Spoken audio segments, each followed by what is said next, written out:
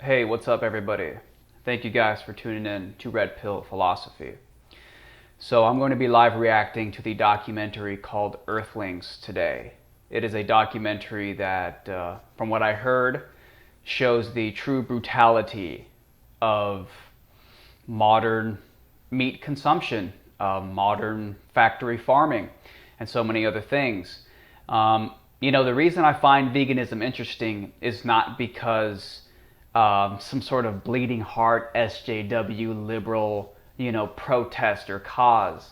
For me, a big part of it is about logical consistency. It's actually about facts over feelings. It's about logical consistency. Why do we put certain animals in a little category, a little box, where we would get angry, we would protest if we found out that that animal was being abused, but the other animals that are not in our arbitrary little box, we don't give a shit about those. And if, for example, there's a dog meat festival happening in China where they're chopping up dogs and eating them for meat, the average meat eater will get angry, will get all riled up and pissed off about the Yulin Dog Meat Festival. They'll act like angry SJW protesting vegans and get all up in your business. They'll want the UN to pass laws to ban dog eating. But when it comes to the pigs or the cows or any other mammals like that, we have a arbitrary double standard, arbitrary loophole. And I think that for a lot of people, it is a blue pill activity. There's a classic scene in the movie The Matrix. Go ahead and play that here real quick. Do we have a deal, Mr. Reagan? You know, I know this steak doesn't exist. I know that when I put it in my mouth, the Matrix is telling my brain that it is juicy and delicious. After 9 years, you know what I realize? Oh, man. Ignorance is bliss. So there you have it. Ignorance is bliss. That's a big part of why I find not eating animals, because it seems like you have to make two choices. You either say protect some animals like the dogs and the cats, the ones you like, and then engage in a hypocritical double standard by letting all the other animals, including pigs who have been proven to be smarter than dogs and cats on average, those can get killed. Or you kind of throw all ethics out the window and you say it's okay to kill and eat dogs and cats, it's okay to eat pigs, anything goes. And then there's the opposite alternative, which is veganism, plant-based, whatever you want to call it. So we have these two extremes, and I think veganism is an interesting way to go. So I was recently told by somebody, because I have trouble sticking to the vegan diet, I have trouble being consistent, and I was told by somebody to go watch the documentary Earthlings. So I figured I was going to watch it, so I figured I might as well come here and watch it with you guys. And that is exactly what I am about to do. So let's just make sure that the stream health is good. And I figured might as well live react and capture it. So let's go ahead and get the documentary going. I have not seen the documentary Earthlings yet, so you're coming along for the ride with me. Here we go.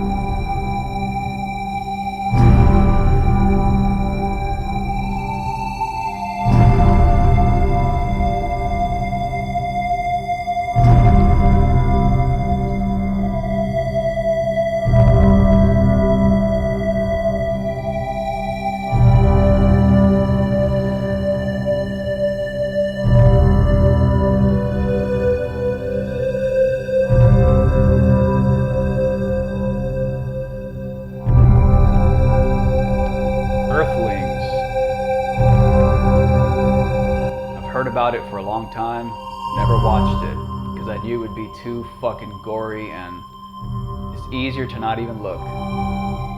But somebody recommended, watch the film, bro. Watch the documentary, see the brutality for what it is, see the reality of what you're paying for when you eat animals, and maybe that'll help you be disciplined.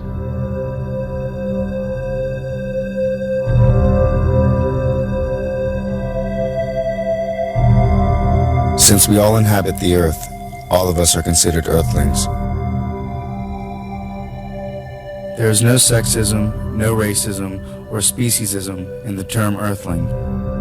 It encompasses each and every one of us, warm or cold-blooded, mammal, vertebrate or invertebrate, bird, reptile, amphibian, fish, and human alike.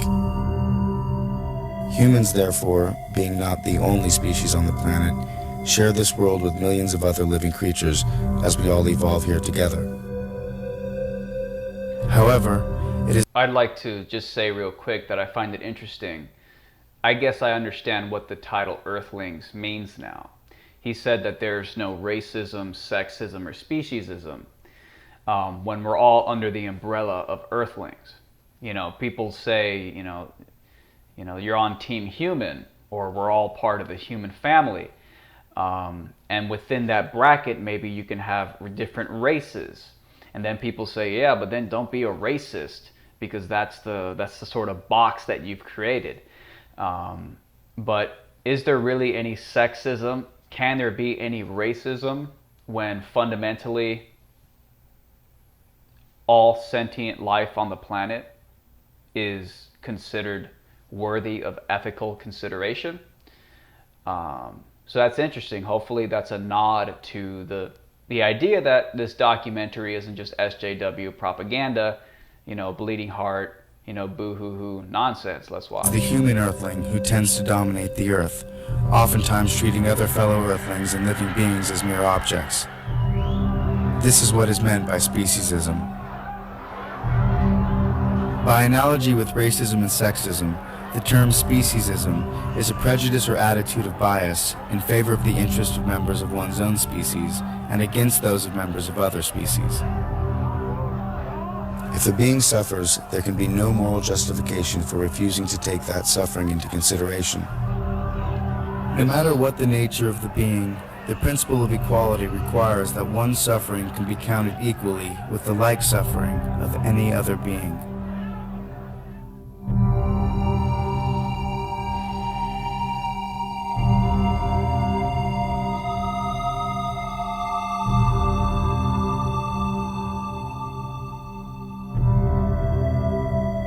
Racists violate the principle of equality by giving greater weight to the interests of members of their own race when there's a clash between their interests and the interests of those of another race.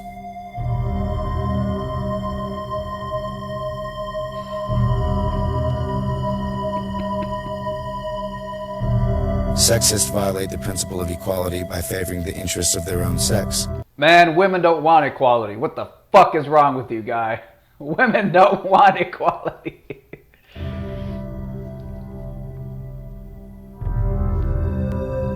The right to vote, but not the right to get drafted and die in war. That's a sexist double standard if I've heard of one.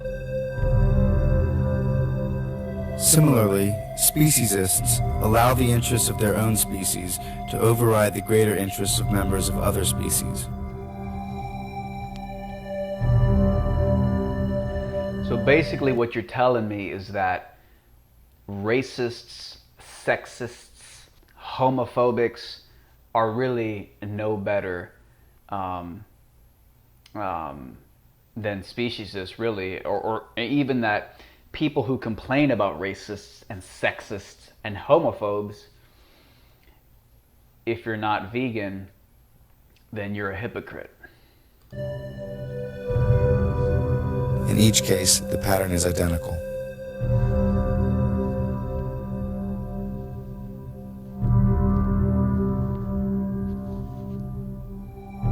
Though among the members of the human family we recognize the moral imperative of respect, every human is a somebody, not a something. Morally disrespectful treatment occurs when those who stand at the power end of a power relationship treat the less powerful as if they were mere objects.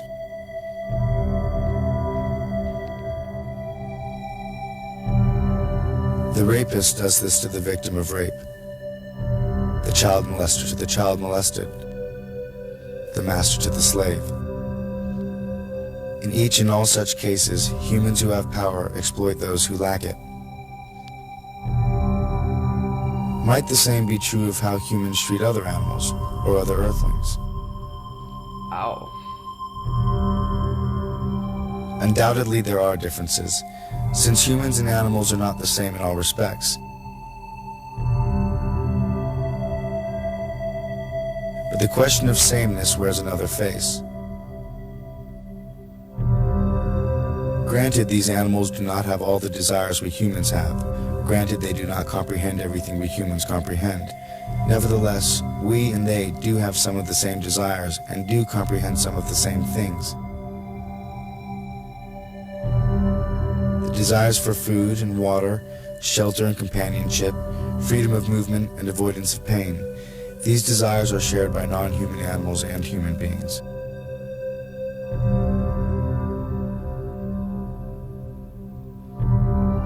As for comprehension, like humans, many non-human animals understand the world in which they live and move. Otherwise, they could not survive.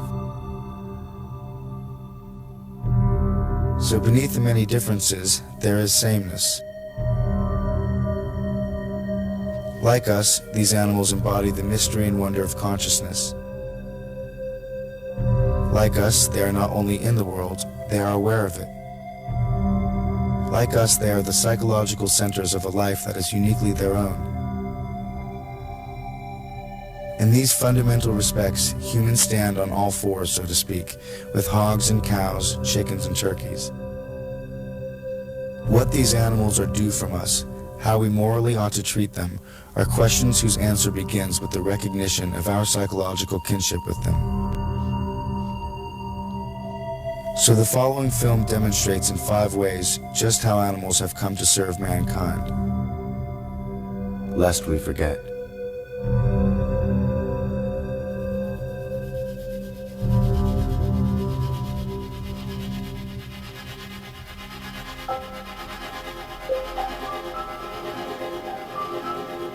Nobel Prize winner Isaac Bashevis Singer wrote in his best-selling novel, Enemies, A Love Story, Let me just bring the chat up here real quick so I can kind of be part of the conversation with y'all. Let me just put this up here in the top left, just like that. That way we get a little sense of what you guys are talking about. Right. Following. As often as Herman had witnessed the slaughter of animals and fish, he always had the same thought. In their behavior toward creatures, all men were Nazis. The smugness with which man could do with other species as he pleased exemplified the most extreme racist theories. The principle that might is right. The comparison here to the Holocaust is both intentional and obvious. One group of living beings anguishes beneath the hands of another. Though some will argue the suffering of animals cannot possibly compare with that of former Jews or slaves, there is in fact a parallel. And for the prisoners and victims of this mass murder, their Holocaust is far from over.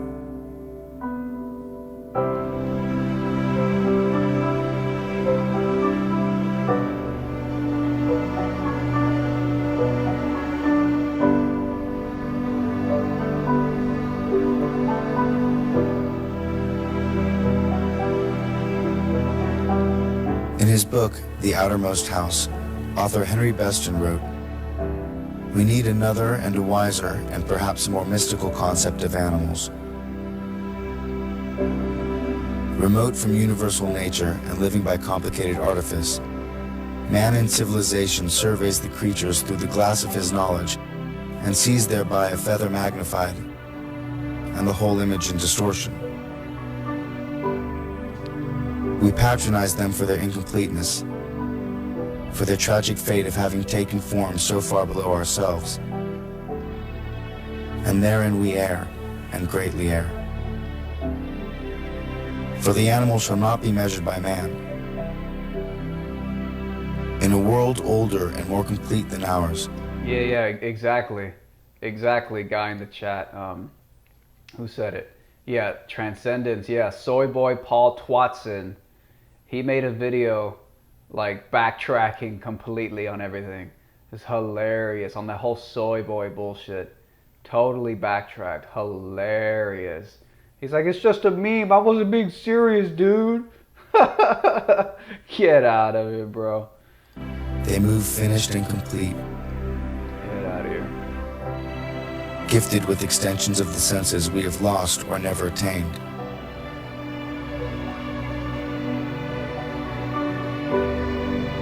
Living by voices we shall never hear.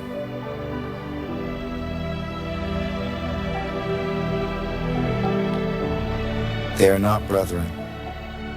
They are not underlings. They are other nations, caught with ourselves in the net of life and time, fellow prisoners of the splendor and travail of the earth.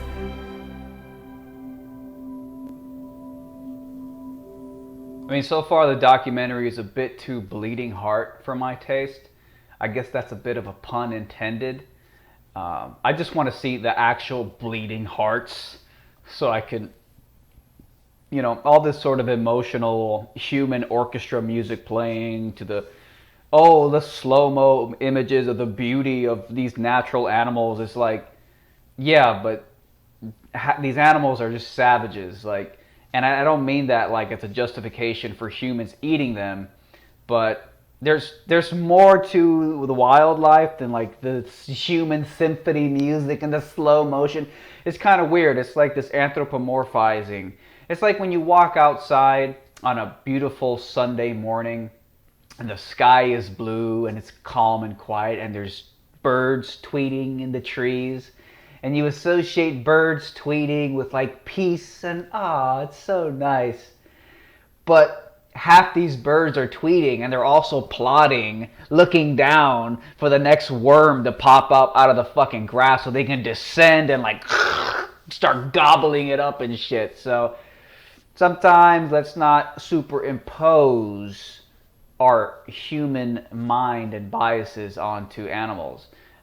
Is the sound of birds tweeting in the morning really peaceful, or are they tweeting and scheming their next fucking vicious murder? Let's just get to the bleeding hearts.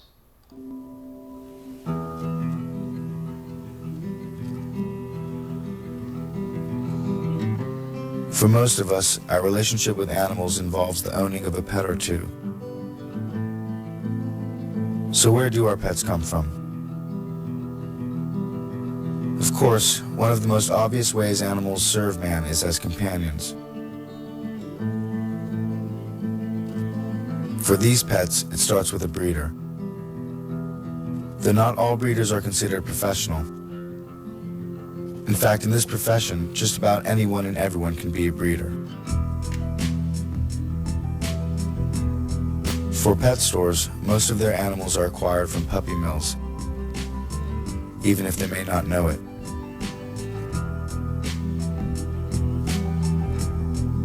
Puppy mills are low-budget commercial enterprises that breed dogs for sale to pet shops and other buyers.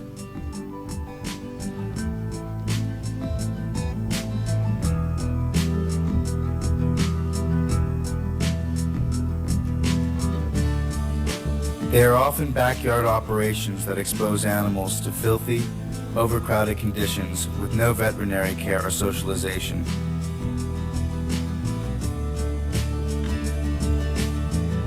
Dogs from puppy mills often exhibit physical and psychological problems as they grow up.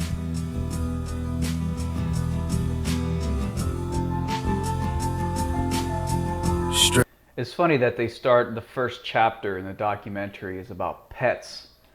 And obviously that was probably an appeal to, you know, I don't even know what you call it. Just an appeal to the average meat eater who probably has a dog and would probably run into a burning building to save their dog, but wouldn't give three shits about pigs that exhibit higher levels of intelligence than dogs on average, according to, well, a lot of people think that. So I guess you got to start with pets to expose the hypocrisy. It's like, ooh, why do these animals get protections but not the others? I guess you gotta try to persuade, I guess. Ecological problems as they grow up.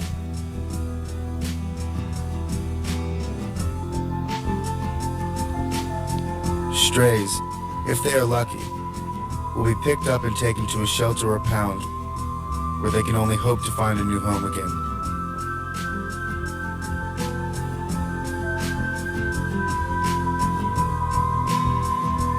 An estimated 25 million animals become homeless every year. And as many as 27% of purebred dogs are among the homeless.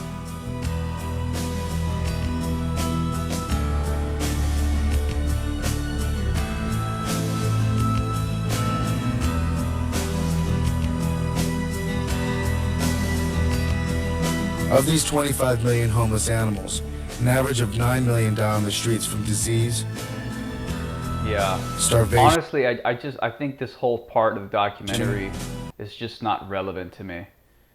This is obviously to appeal to people who are, they only care about dogs. So let's just skip past this.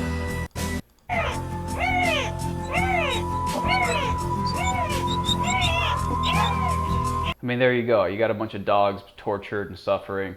For anybody out there who's just an unapologetic, proud meat eater, maybe you need to see dogs tortured and suffering so you can realize, oh shit, those are sentient creatures, and it's probably not just the dogs that are conscious of the pain. The growing in order to promote the most trivial interests of our own species.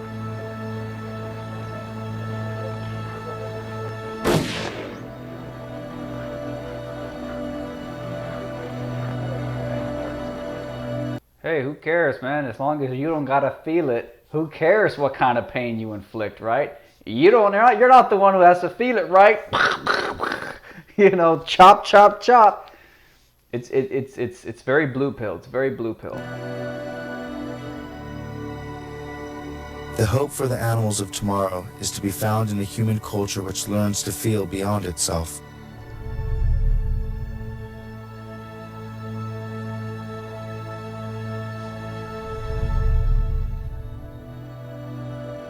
We must learn empathy. They better not throw the dog in that fucking garbage trunk. They're gonna throw the dog in the garbage truck, aren't they? They're gonna crush it. We must learn to see into the eyes of an animal and feel that their life has value because they are alive.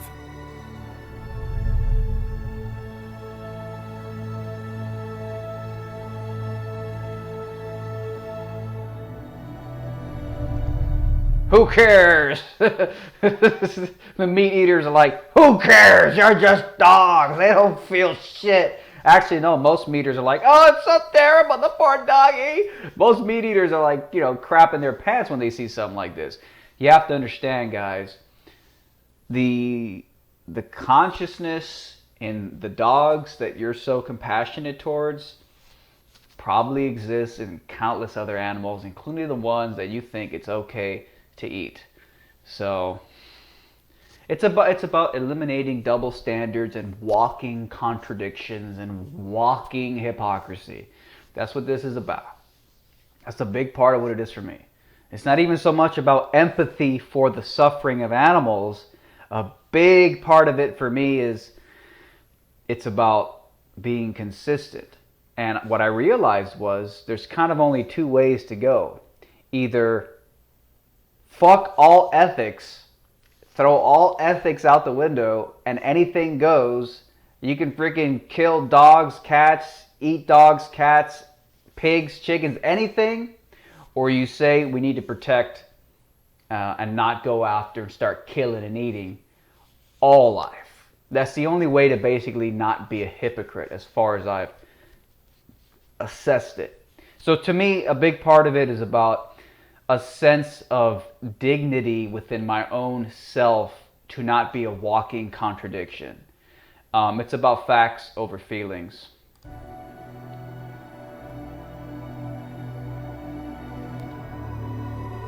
Here we go. Here's the true bleeding heart, I believe. Oh, I miss you, honey. When I get you again, I got you.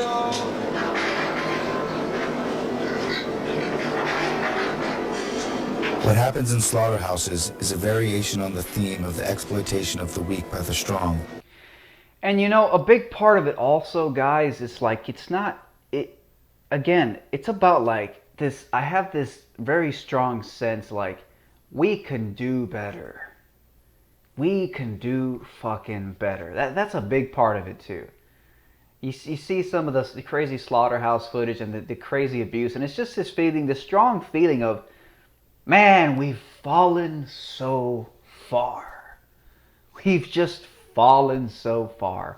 We can do so much better. That's a big part of it for me as well.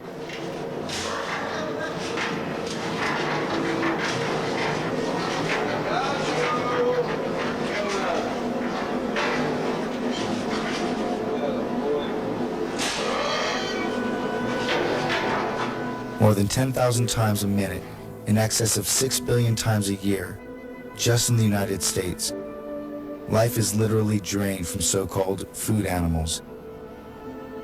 Having the greater power, humans decide when these animals will die, where they will die, and how they will die. The interests of these animals themselves play no role whatsoever in the determination of their fate. Killing an animal is in itself a troubling act. It has been said that if we had to kill our own meat, we would all be vegetarians. Certainly very few people ever visit a slaughterhouse, and films of slaughterhouse operations are not popular on television. People might hope that the meat that they buy came from an animal who died without pain, but they don't really want to know about it. Yet those who, by their purchases, require animals to be killed do not deserve to be shielded from this or any other aspect of the production of the meat they buy. So where does our food come from? I mean, the truth is, I mean, if you're gonna pay for it and you're gonna eat it and you're gonna fund it, you should really be conscious of what you're supporting. Again, it goes back to ignorance is bliss. It goes back to the blue pill. All right, ask yourself honestly, if you had to put the knife to the throat, would you still eat it? If the answer is no, but you still go out and eat it, you are engaging in blue pill behavior. You are engaging in ignorance is bliss behavior. For those of us living on a meat diet, the process these animals undergo is as follows.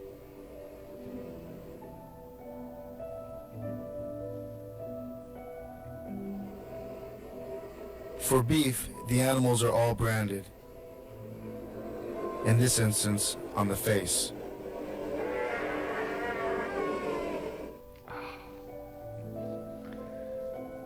Dehorning usually follows. I mean, the sound of that thing squealing in terror was pretty bad. Let's watch that again. That was truly horrific. Oh, there was almost a human-like quality to that squeal. For beef, the animals are all branded. In this instance, on the face.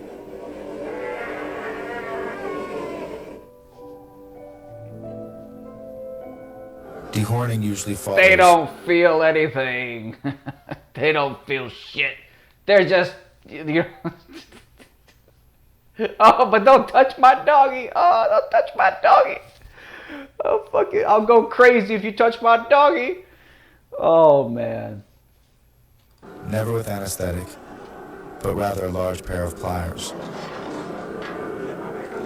I mean, like, if you had to basically paint a picture of what hell on earth looks like, it's gonna be the factory farms, right? I mean, truly diabolical. I mean, truly diabolical. And you know, this is what people love. They love to eat it. They love to ingest it. And I ate it my whole life. You know, I'm not. This isn't a holier than thou thing. This is more like, holy crap! I just realized that I was funding and consuming the byproducts of literal hell factories. And I don't know about you guys, but I'm not a big fan of satanic hell factories. Are you guys big fans of satanic hell factories? I'm not.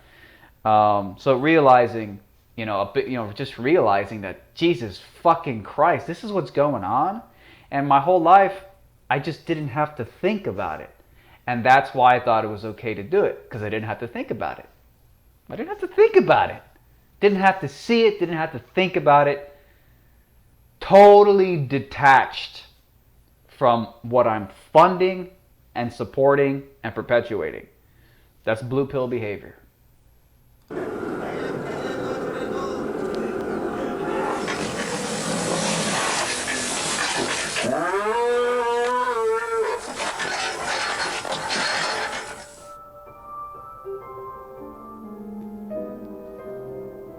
In transportation, animals are packed so tightly into trucks they are practically on top of one another. Heat, freezing temperatures, fatigue, trauma, and health conditions will kill some of these animals en route to the slaughterhouses. Milking cows are kept chained to their stalls all day long, receiving no exercise. Pesticides and antibiotics are also used to increase their milk productivity.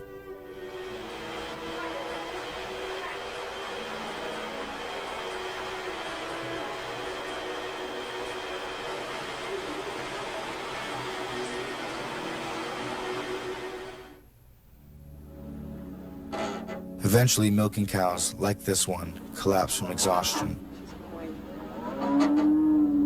Normally, cows can live as long as 20 years, but milking cows generally die within 4, at which point their meat is used for fast food restaurants.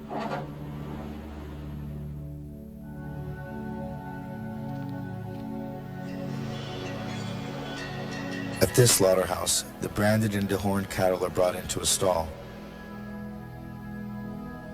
The captive bolt gun, which was designed to reduce animals unconscious without causing pain,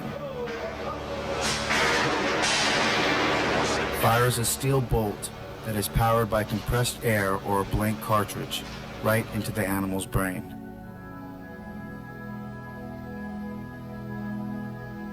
Though various methods of slaughter are used, in this Massachusetts facility, the cattle is hoisted up and his or her throat is slit.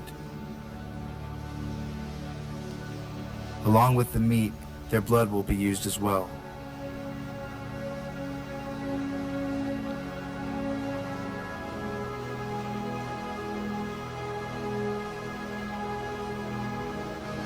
Though the animal has received a captive bolt to the head, which is supposed to have rendered him or her senseless, as you can see, the animal is still conscious.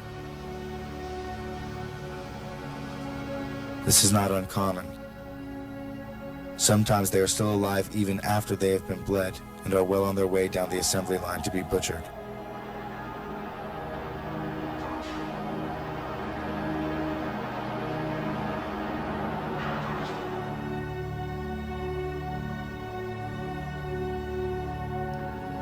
Now, in a bit of fairness, this documentary is, I think, over a decade old.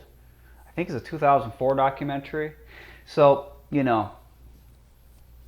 I'm sure this shit still happens, but I'm also sure in the last decade, things maybe got a little bit better. I fucking really don't know.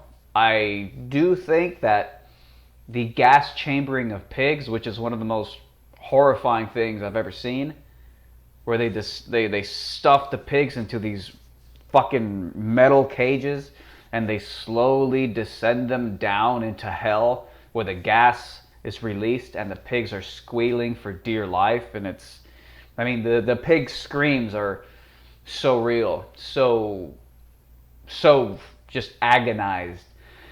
So, just a disclaimer, this is about a 10-year-old documentary, I think. So, you know, maybe things have changed. Or maybe they fucking haven't.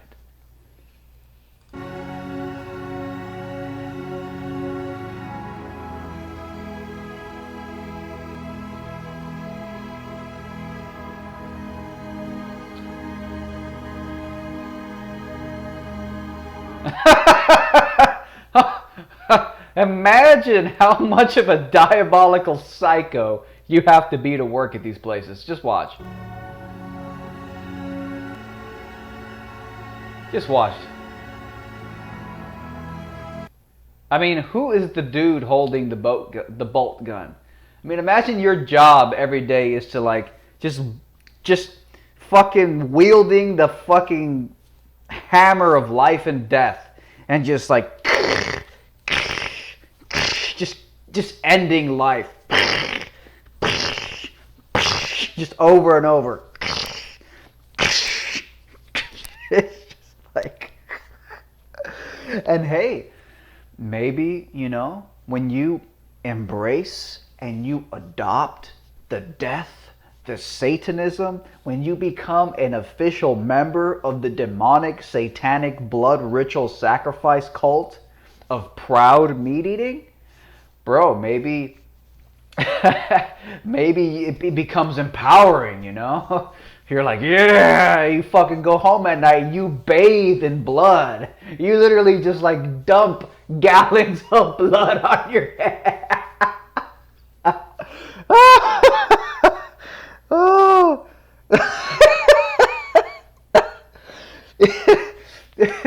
It seems like you have to embrace it. To be fully conscious of what you're doing, no blue pill, you have to embrace it. You have to become the death and become the slaughter and become the pain. Yeah. Like fucking spirit cooking shit here. Hashtag spirit cooking.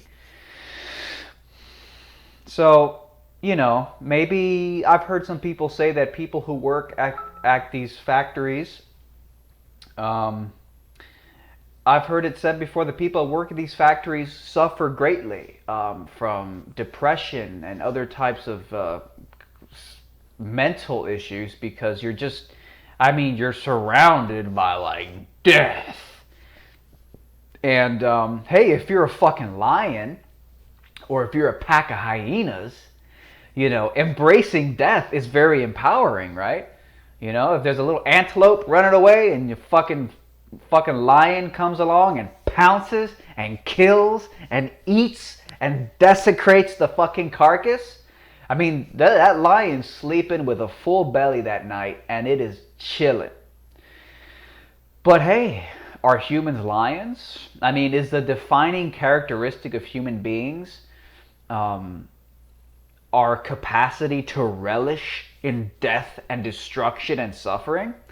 I mean, last I checked, the defining characteristic of human beings is our ability to transcend the barbarism of the jungle, our ability to transcend the savagery of animal life. It's funny, people who like to justify things like this and meat eating in general, they'll say that the reason it's okay for humans to eat animals is because animals are lesser than us. But sometimes they'll turn around and they'll also say that the reason it's okay, it's because it's who we are. We're savages too. So are the animals savages, or are we the savages too? Are we the ones who have historically, that's what defines us. You know, we go out and we hunt and we kill. That's what makes humans humans. I thought what made humans humans is our ability to leave the jungle, okay, to build civilizations, to contemplate the cosmos, to have a level of self-awareness beyond any other creature. And hey, maybe, you know what, arguably, maybe, it's that self-awareness. You know, it's that self-awareness, self-consciousness that maybe allows us to be empathetic towards other creatures, which, and not even just creatures, humans in general, I mean, which is the basis of our modern ethical system. It's the basis of any sense of justice and morality and ethics. Our capacity to think, that our capacity to empathize. And you know, this isn't some SJW shit like, oh, we have to worry about the oppressed and the poor. This isn't some SJW commie bullshit, okay? SJWs are full of shit, and they don't deserve your empathy. You want to know why? Because they're not oppressed. You know, some whiny SJW thinks he's oppressed by white supremacy, or some annoying fucking feminist who thinks she's oppressed by the patriarchy. They're not oppressed. These are pampered, first world, privileged little twats. Okay? That's what they are. So they don't really deserve our empathy. You know, it's totally different. They're cry bullies. They're fake victims, all right? They're not actually oppressed. Oppressed is being born into a factory farm and being literally an enslaved, fucking tortured animal your whole life and then getting slaughtered, you know, pretty terribly. That's a victim I can empathize with. Not some college campus, privileged, spoiled brat who the only reason he or she even feels oppressed is because their life has been so easy for them. They've never actually had to face hardships. That's why we call them cry bullies. Jesus. Yeah, man, so... oh, Lord. So it's like you either embrace it, you either embrace the blood ritual sacrifice and you go home every night and you bathe in blood, or you become vegan and you do your best to minimize suffering and be consistent within your own logical assertions and your own espoused values, or you continue to support and eat tortured animals, but you blue pill yourself, you live in ignorance is bliss, so that way you don't have to think about the reality of what you're funding and what you're supporting. So that way you don't have to go home at night and bathe in blood. You can still eat the cheeseburgers and the chicken sandwiches. You can still do that, but because you blue pill yourself and you pretend that this shocking reality that you would never stand for if it was happening right in front of you, you would never even be able to look at it. Because you don't have to see it, you blue pill yourself. Ignorance is bliss. Let's keep watching.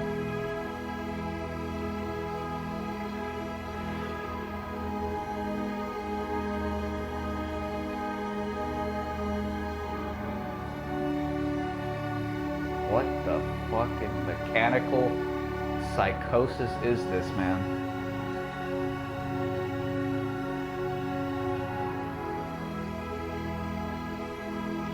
And by the way, let me just say real quick that if it wasn't for radical vegan animal activists sneaking this footage out 10, 20 years ago, we'd all still be fucking funding it. We'd be supporting and funding something that we would find personally absolutely appalling.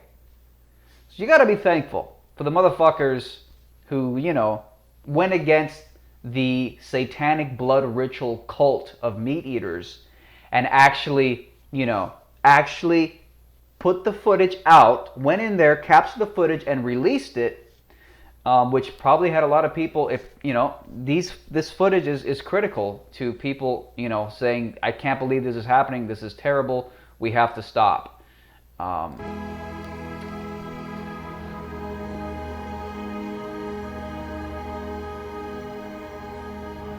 This is the largest glot kosher meat plant in the United States. Glot, the Yiddish word for smooth, means the highest standard of cleanliness.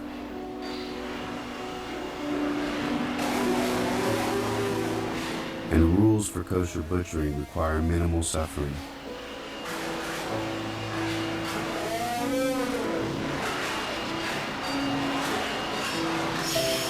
The use of electric prods on immobilized animals is a violation.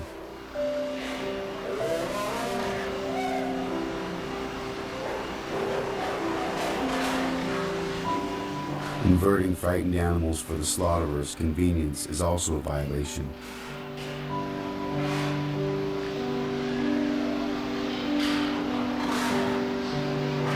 The inversion process causes cattle to aspirate blood or breathe it in after incision.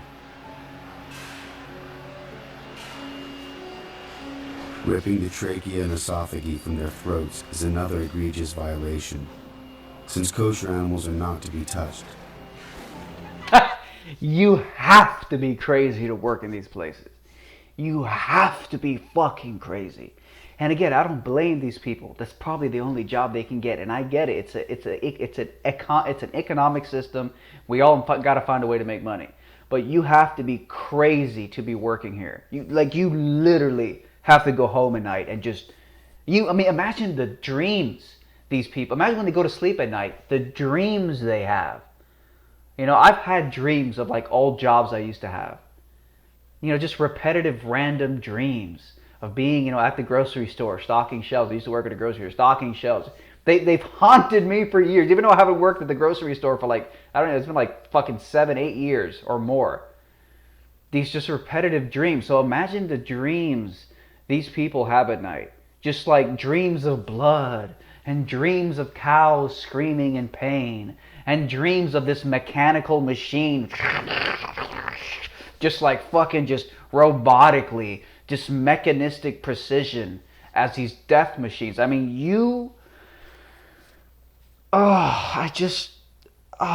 don't know if it's like you get desensitized after a while and you become numb to it. Oh my God, it's so fucking horrible. All right. Until bleeding stops. Do you think they ever have nightmares? Like a nightmare? Like maybe one day they get trapped in the machine and they get...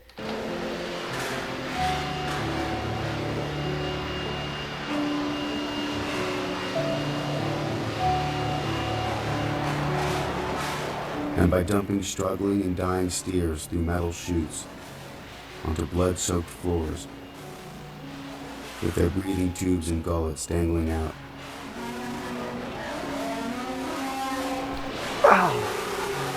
This sacred task is neither clean or compassionate. Shackling and hoisting is ruled yet another violation, nor does it correspond to the kosher way of treating animals. You have to be crazy to work there. If this was kosher, death was neither quick nor merciful. You have to be crazy to work there. Oh my God. Veal.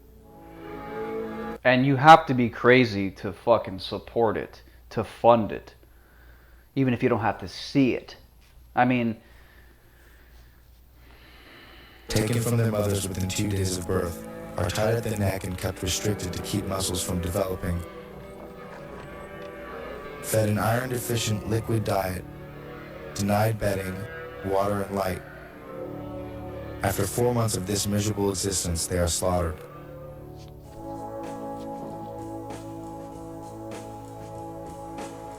Sows in factory farms are breeding machines, kept continually pregnant by means of artificial insemination. Large pig market factories will manufacture, as they like to call it, between 50,000 and 600,000 pigs a year, each.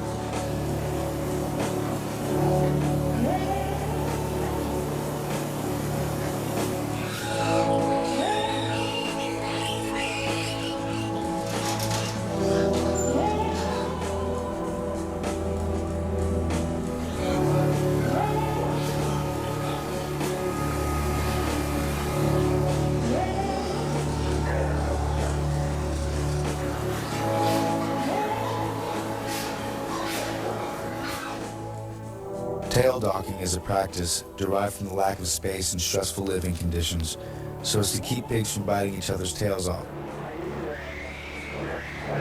This is done without anesthetic. Ear clipping is a similar procedure, also administered without anesthetic.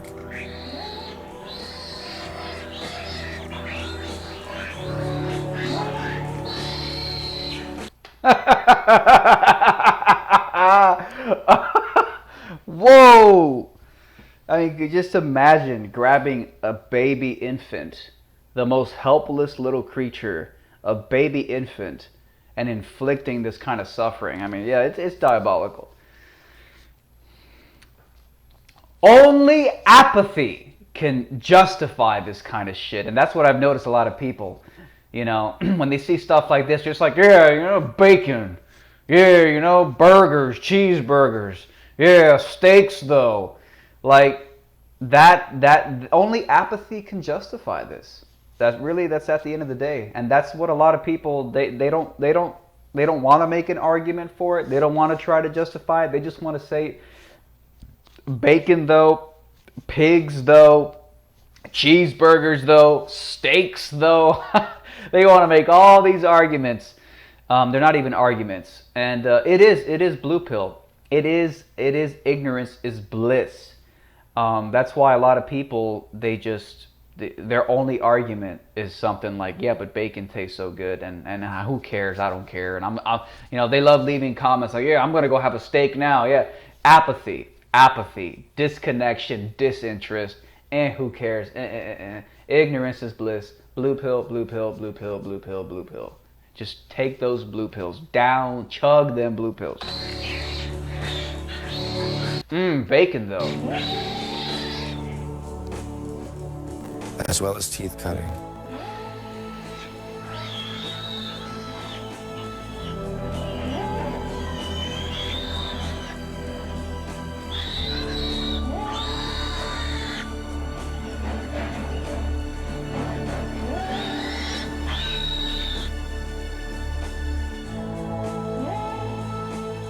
Castration is also done without painkillers or anesthetic, and will supposedly produce a more fatty grade of meat.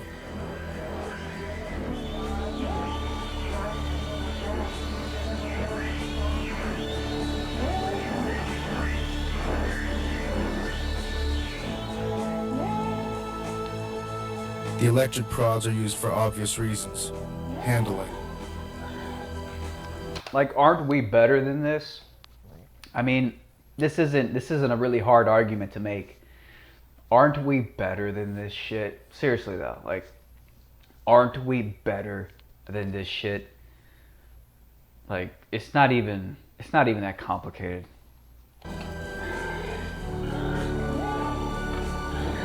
Aren't you better than having to fund, you know, this kind of fucking psychosis for what is likely not even a healthy meal? I mean, I understand that apathy is what makes it okay for most of us. And again, I ate meat my whole life. For many years, I knew that there was traumas and terrors going on, and I just didn't give a fuck. Even though I knew that there was traumas and terrors years ago, even though I'd heard about the factory farms and terror, I'm just like, who cares? Just, you know, it's like, yeah, that's terrible, but I'm not gonna change my fucking diet. That's crazy.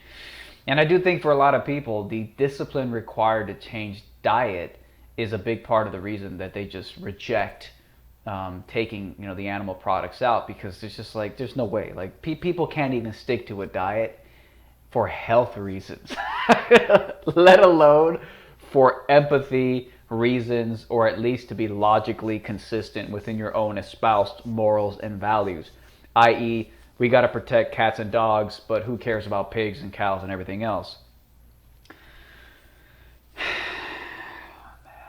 Man, this is shit. You know, I've seen footage like this before, but you know, whatever. Let's keep going.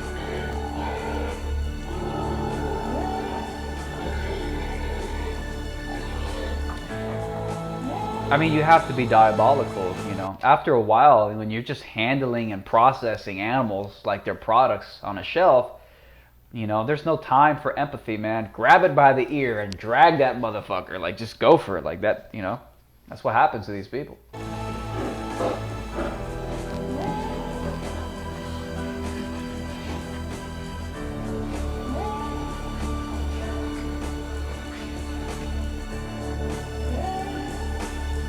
Like, don't some of you guys view this kind of shit as a sort of shit stain on the face of Western civilization, right? You know, a lot of meat eaters say that they're pro-Western civilization. It's like all the wonders of Western civilization with our cathedrals and our churches and our Western architecture and our wonderful values and our ethics and our symphonies. And then you turn around and like there's a fucking factory farm just around the corner. A shit stain on Western civilization. A shit stain on Western civilization. You know, people like to talk about Western civilization, but they also love to defend these diabolical factory farms from hell. These diabolical factory farms from hell, which, by the way, is a literal fucking shit stain upon the face of Western civilization. So, just... it's a shit stain. And, you think, again, the high morals of Western civilization and all these and the symphonies that we've created and the music and the art and the literature, turn around as like a factory farm, just hell, death, and destruction. It's a shit stain. It's a shit stain upon any high and mighty society that you should probably want to scrub off. Electrocution is another method of slaughter, as seen here.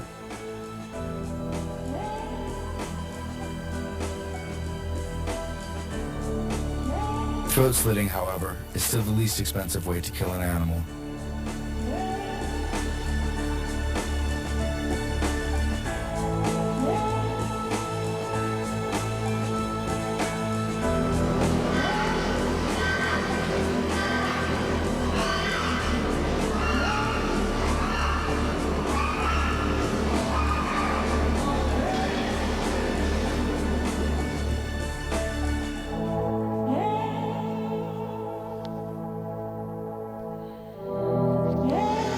After knife sticking, pigs are shackled, suspended on a bleed rail, and immersed in scalding tanks to remove their bristle. Many are still struggling as they are dunked upside down in tanks of steaming water, where they are submerged and drowned.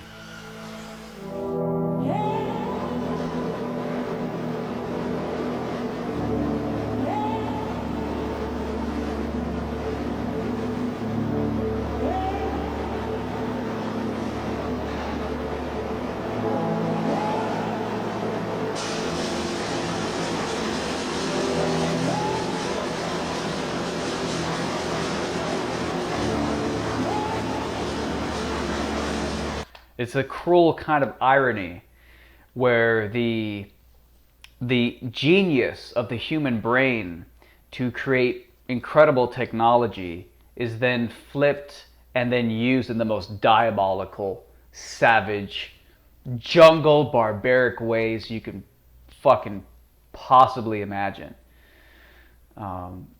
You just think about the Industrial Revolution and how advancements in human technology allowed us to mass produce things, not necessarily animals I'm referring to right now, but I just mean like products and all types of technologies that have improved our lives. But then that same genius that allowed us to advance technology is then turned into create the most diabolical machines that are literally, some dude had to sit at a drawing board to come up with these things. Like you would literally think that these are crazy psychopaths, just like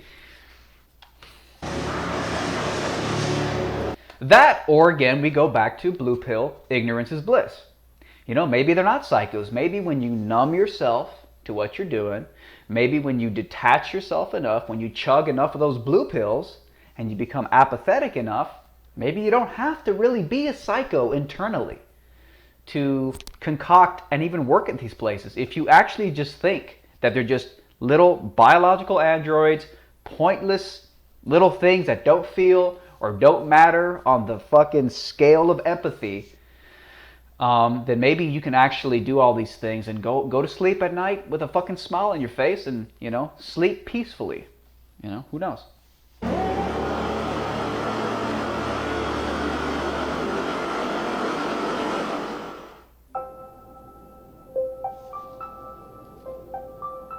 In regard to poultry, Americans currently consume as much chicken in a single day as they did in an entire year in 1930.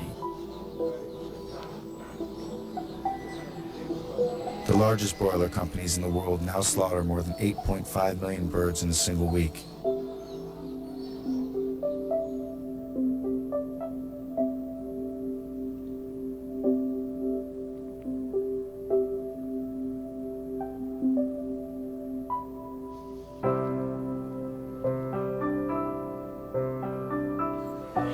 Debeaking prevents feather pecking and cannibalism in frustrated chickens, caused by overcrowding in single areas where they are unable to establish a social order.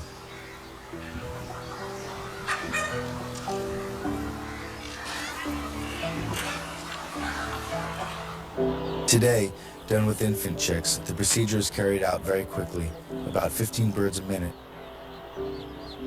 Such haste means the temperature and sharpness of the blade varies, resulting in sloppy cutting and serious injury to the bird. As for their living conditions, anywhere from 60 to 90,000 birds can be crowded together in a single building.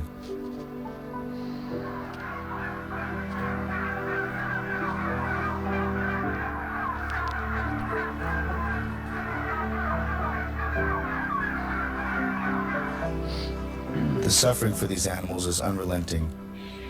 It is a way of life. Although their beaks are severed, they attempt to peck each other.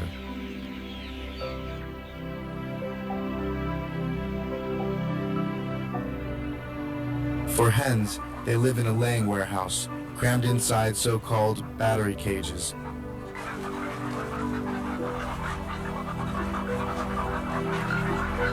Many lose their feathers and develop sores from rubbing against the wire cage.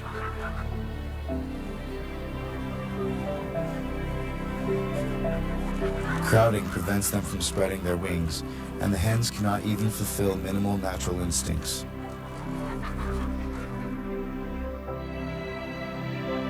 During transportation, all animals suffer, and many die.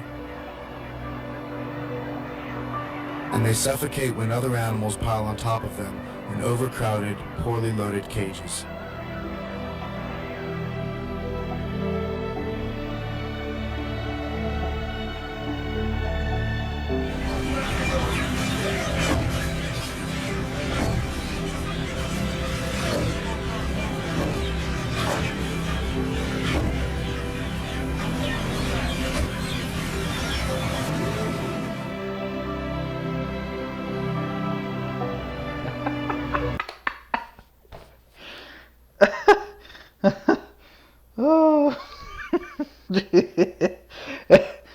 I mean, who are these people when they clock out of work?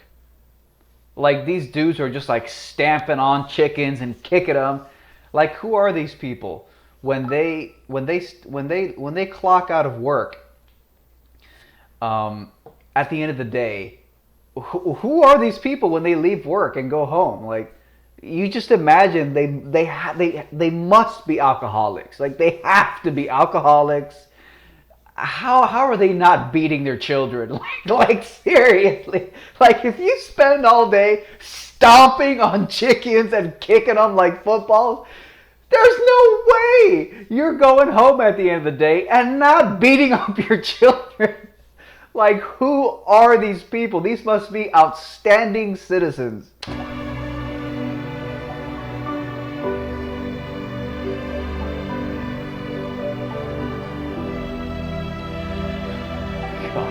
It's so absurd. It's funny. It's so absurd. Chickens and turkeys What the are fuck? slaughtered in numerous ways. Who the fuck was that? Who the fuck was that? I know what you did last summer looking motherfucker right there. Look at this. This is the guy from I Know What You Did Last Summer. Have you guys seen that movie, that horror movie, I Know What You Did Last Summer? He's this motherfucker with like a hook in his hand. He's got like this fucking hood thing. This guy looks like the guy from I Know What You Did Last Summer. I mean, look at this psycho. You have to be a psycho to work here. Look at this guy. This looks, I mean, this is the shit of nightmares. If you fucking walked into your house one day and the lights were off and you looked down the hallway and you saw this guy with this trench coat hoodie thing on, that would be your worst nightmare. I mean, ugh. Go look it up right now. I Know What You Did Last Summer. That's literally what this guy looks like. What the hell? Chickens and turkeys are slaughtered in numerous ways. The guy was just so maniacal. He's just like,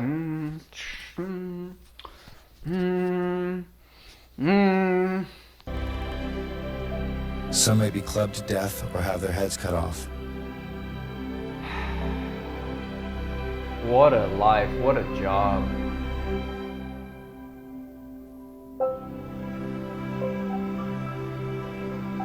But most are brought through the assembly lines of factory farms.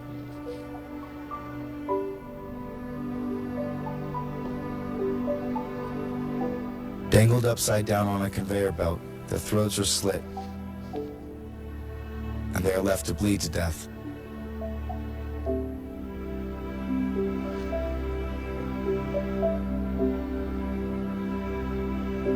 One got away. Others may be placed headfirst in tubes to restrict their movement while they slowly bleed to death.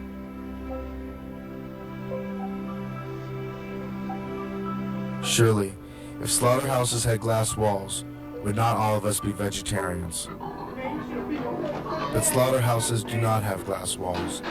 The architecture of slaughter is opaque, designed in the interest of denial, to ensure that we will not see even if we wanted to look. And who wants to look? Oh, man, in 20 years, 50 years, when we look back on this shit, man, we're gonna be like, what the fuck? Oh, man. We are gonna look back and we're just gonna be like, what the fuck, dude? I mean, yeah, probably the most barbaric, psychotic. I mean, it's, yeah. Yeah, we're gonna look back on this and we're gonna be like, God damn, that was fucking terrible.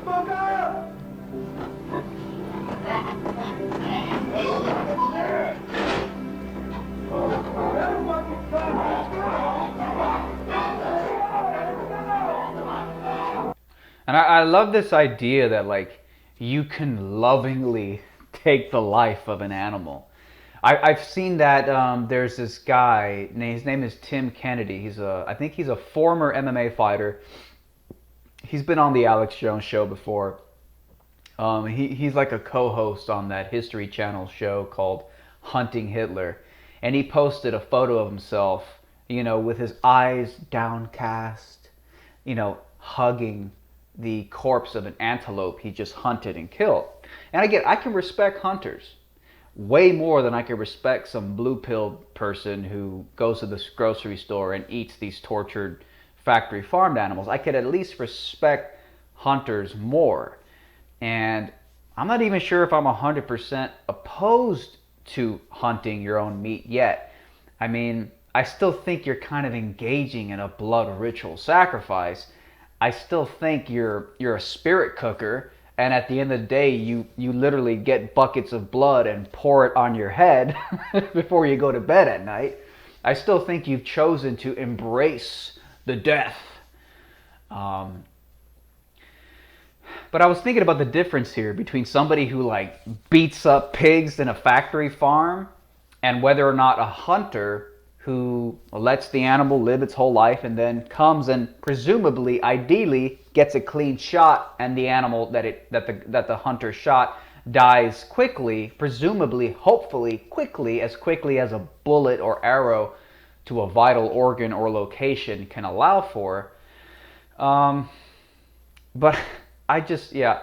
And I found it weird because this Tim Kennedy guy, he posted this photo of himself with his eyes downcast and he's hugging the antelope. He's like, and then the caption was something like, I love these creatures. I don't go to the supermarket and buy them, which I can respect that at least you're killing it yourself. It's more red-pilled in that sense. But, you know, I love these creatures. They're so beautiful. And it's like this weird thing now where I've noticed the hunting culture, they're trying to like glorify. They're trying to glorify what they're doing. Like, hey, I respect it. You're killing it yourself. It wasn't in a fucking factory farm getting beat up by this maniac with a fucking rod. And at least you're killing what you're eating. So at least you're more directly involved. Okay, I can respect that. But stop trying to act so enlightened. Like you're a big hero and you're so enlightened because you hunt and kill your own animals. Like, you're not enlightened, you're not special, okay? I can respect you more, but you're not engaging in some kind of majestic thing, and it's so high and noble. Okay, it's not. You're just killing something that probably didn't want to die, and now you're going to eat it, okay? I can respect that you did it yourself, but you're not some noble creature now.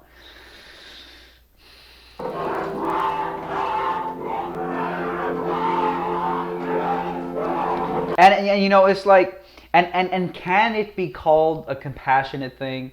You know, at the end of the day, you shot and you killed the animal that probably wanted to live. So, I mean, just don't try to glorify it, because there's just no way around it, dude. You killed something, probably didn't want to die. I mean, it's not rocket science. It's not confusing here. It didn't want to die. So you didn't do a good thing. You didn't do an enlightened thing. You just ended something's life that probably didn't want to die.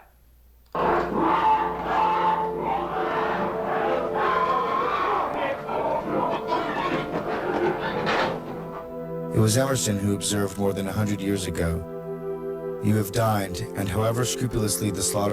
It's funny because Joe Rogan, he was doing a podcast recently, and Joe Rogan said that he was considering going vegetarian many years ago. I think when he was like in his his 20s. Joe Rogan was considering going vegetarian because I guess he'd somehow heard about like the atrocities of factory farming. And he didn't go vegetarian because he said that it hindered his performance in, I think, Taekwondo. He couldn't perform well. And so Joe decided that hunting is the alternative. Because I guess Joe Rogan thinks that, you know, he's not going to perform well if he eats a vegan diet. So even him, a diehard a hunter and meat eater, was actually faced with the dilemma.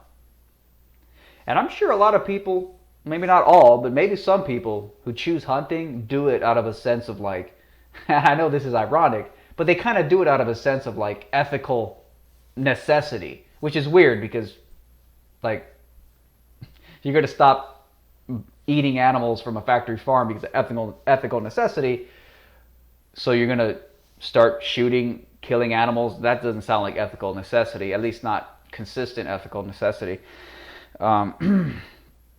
So hey, I mean, it seems like some people, yeah. I mean, even Joe Rogan, who's, you know, he's a big critic of veganism. He was at a point where he's like, these factory farms are so diabolical. I either got to go vegetarian, which again, vegetarian, you're still eating, you know, dairy products, so you're still funding a bit of torture, or you go and you become a hunter. I don't know if that's. I mean, according to Joe, that was many years ago. So maybe he didn't know. You know, the vegan diet has probably advanced a lot, at least in terms of how many people know about how you can eat really well and nourish yourself really well. And you don't, it's not like vegans are just eating lettuce and tofu. That's a common stereotype. Like, you're eating all types of highly nourishing, abundant, delicious food. Like, so maybe back then when Joe was trying it, he was just fucking eating blocks of tofu and lettuce. I don't know. Our house is concealed in the graceful distance of miles. There is complicity.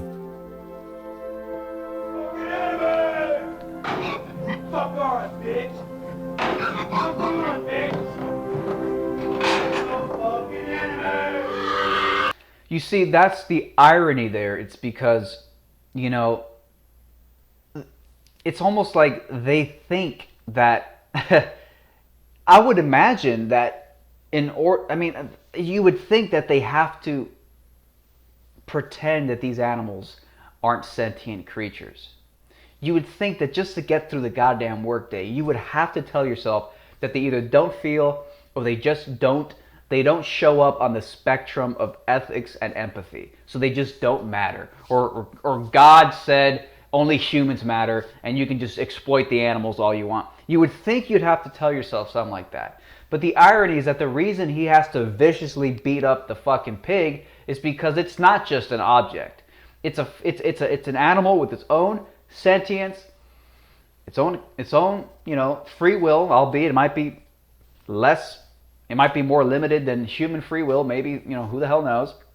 But the reason you have to bash the damn thing to get it out is because it has to act on its own volition to move forward, which is a sort of a contradiction or an invalidation of the view that they're just pointless objects that don't matter. So you have to, it seems like a weird paradox to me. There's a reason you have to viciously prod these damn things to move. Because they're living, breathing creatures. And you have to give them enough negative stimuli so that they get on their way.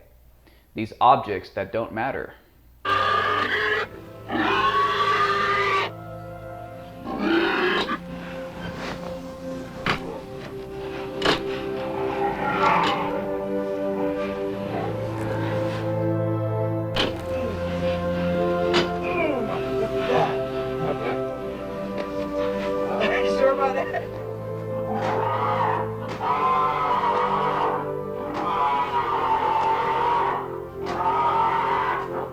Western civilization for you. Like when I got into that back and forth with Paul Joseph Watson, he's always talking about the marvels of Western civilization, but he'll shit on anybody who points out these kind of traumas. Is this what you call Western civilization? This shit stain upon the incredible accomplishments of Western civ? Give me a break. Is this what Paul Joseph Watson's talking about when he talks about the marvels of the incredible accomplishments of Western civilization? Just fucking factory farm tortured animals.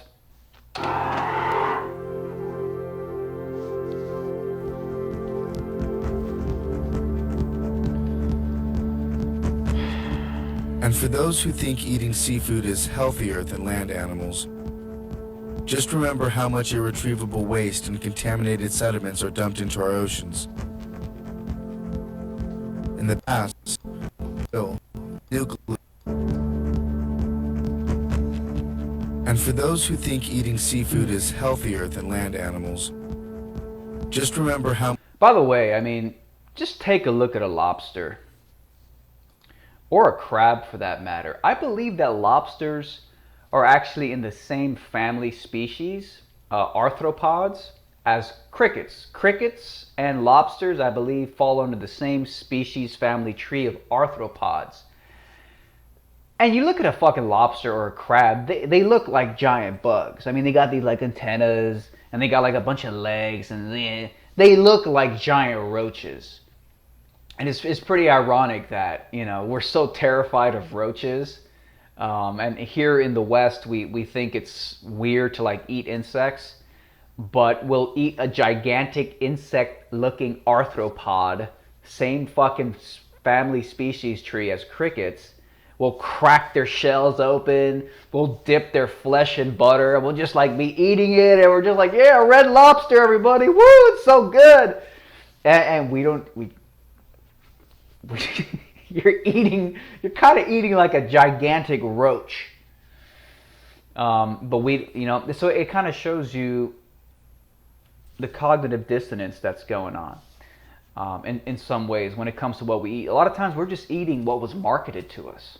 You know, some guy said, "Hey, let's sell lobsters, yum." And then next thing you know, it becomes an industry. And there's a big marketing budget behind it. And, you know, Red Lobster restaurant, they're spending, you know, $50 million a year on advertising. And you think it's a great place to take your mom for her birthday. Let's go celebrate your birthday, Mom, at Red Lobster and eat a giant fucking roach. Much irretrievable waste and contaminated sediments are dumped into our oceans. In the past, oil, nuclear, and chemical industries have done little for the protection of marine environments. And dumping on or under the seabed has always proved a convenient place to dispose of inconvenient wastes.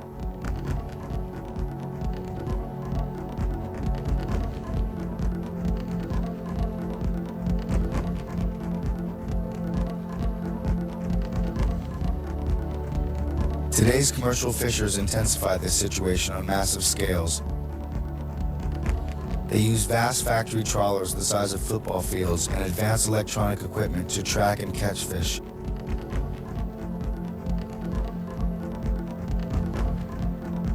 Huge nets stretch across the ocean, swallowing up everything in their path. These factory trawlers, coupled with our increased appetites for seafood, are emptying the oceans of sea life at an alarming pace.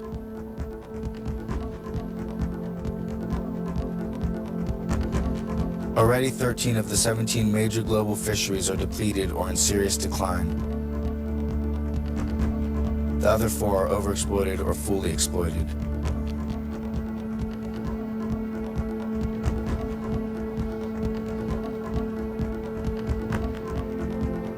The recent outbreak of Physteria, a microorganism 1,000 times more potent than cyanide, spawned from millions of gallons of raw hog feces and urine poured into rivers, lakes, and oceans, turning their ecosystems into unflushed toilets, is proving the most alarming.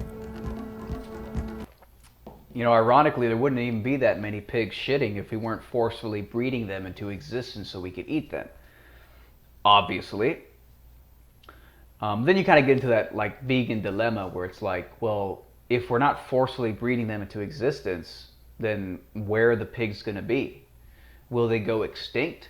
I mean, I don't know. I mean, it would be sort of ironic if, you know, the outcome of the vegan solution is that all these animals that we mass process and produce are basically left to fend for themselves in the wild. I don't know. Presumably they'll continue procreating. But I wonder how, and I know this is very far down the road, but how do we deal with that? What are people going to do about that? Like, do we just decide, oh, we should have a certain number of pigs alive in a sanctuary or something like that, just to keep the species going? Like, how do you? The interesting little things that may come up in the future. Threatening sea life and humans alike, Physteria has killed over 1 billion fish, the Southeast's largest fish kill on record, and it's spreading.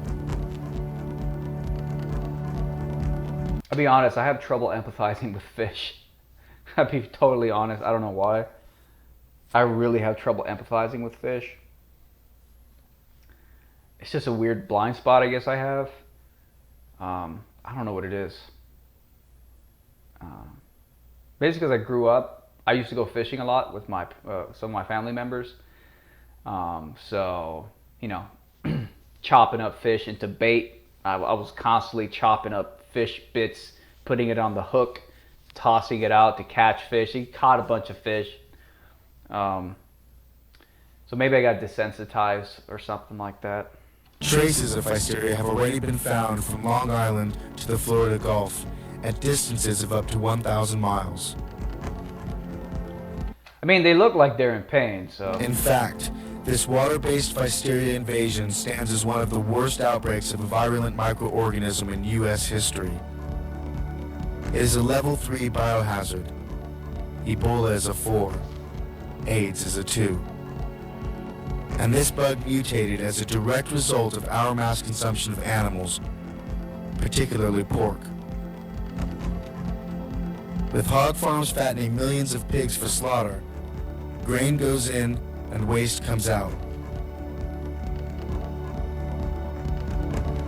This waste finds its way into our oceans and water supply systems, contaminating the animals that live in it, as well as those who eat from it.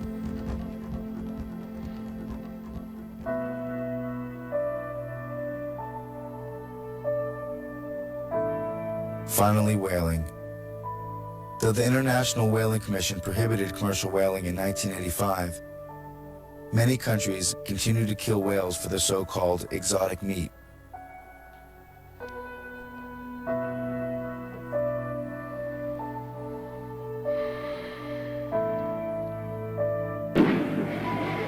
They use harpoons, firearms, blunt hooks, even explosives, or drive them into authorized whaling bays where they are made to beach and can be killed with knives in the shallows. It's funny, I think there's a show, I've never seen it, but I've heard about it. I think Joe Rogan might have even had the main guy from the show on his podcast, which is just so fucking hilariously ironic. These guys who basically go out and I think they basically try to sabotage like Chinese whalers go out there hunting whales, and that show is really popular, and everybody they love to root for the good guys preventing those evil Chinese people from hunting and killing those majestic whales. It's just fucking hilarious, man. It's just people don't understand. They don't realize the double standards. They don't realize that they're walking contradictions. That's again blue pill, again apathy, again ignorance is bliss. I am still, to a degree, one of those people, a walking contradiction. So I don't say like a holier than thou, I'm better than you. It's just a fact. We have these contradictions, and how do we justify them? Can you justify the internal contradiction? And you can't. You just end up fucking being retarded, basically. Invalidating yourself.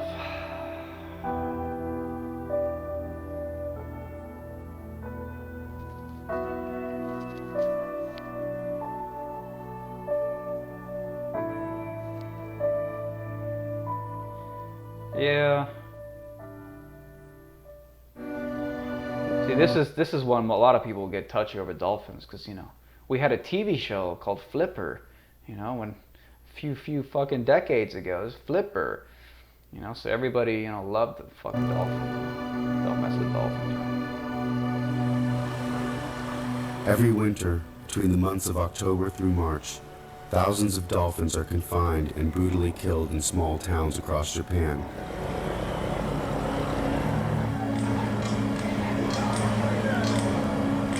Sounding rods beneath the water's surface interfere with the dolphin sonar.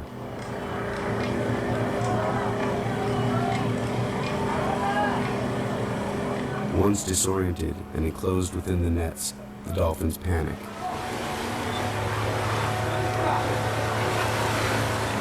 Fishermen often injure a few captive dolphins with a spear thrust or knife slash, since dolphins never abandon wounded family members. Mothers and babies call out in distress as they are separated, hoisted up and dragged off, soon to be mercilessly hacked to death.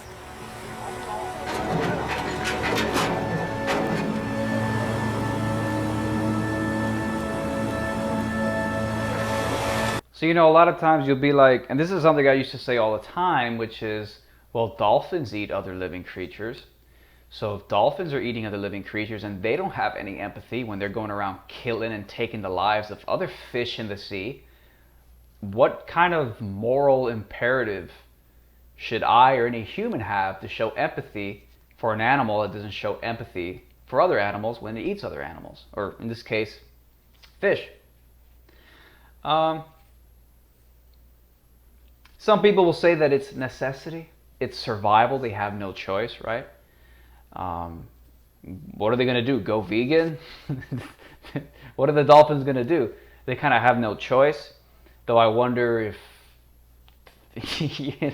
like, I don't know. And of course people will also say, but yeah, but do they have the capacity to? Do they have moral agency? I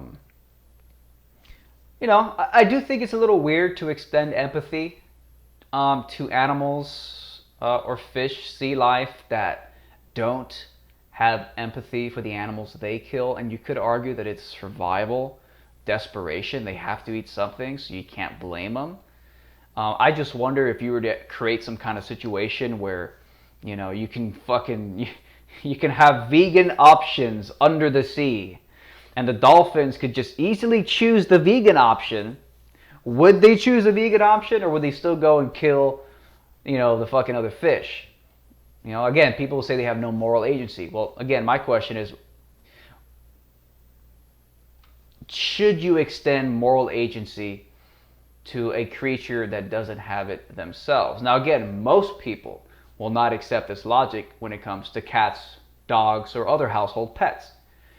You could argue that a cat doesn't have a capacity for moral agency. In fact, that's what they're known for. They're kind of known for being aloof and cold.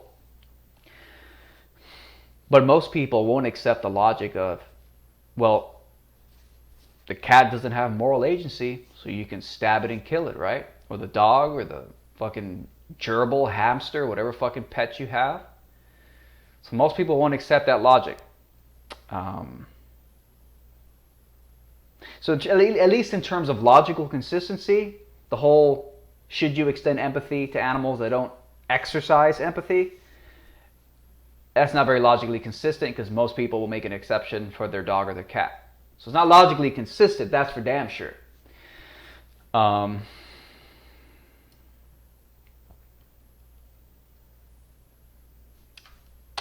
These are benign and innocent beings,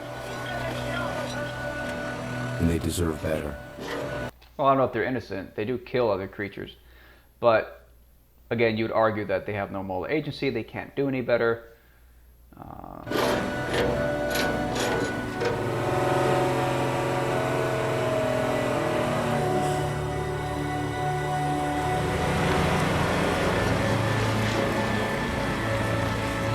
And of course, these motherfuckers, like, we just got to make money.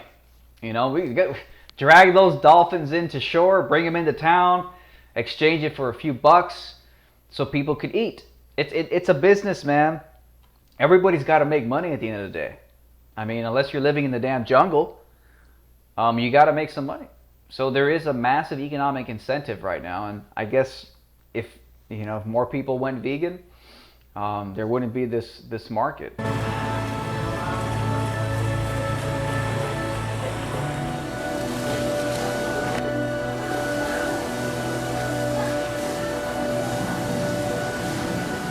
Wow, I never thought of it. Slitting a dolphin's throat. Or slitting a fish's throat. Never thought of it that way.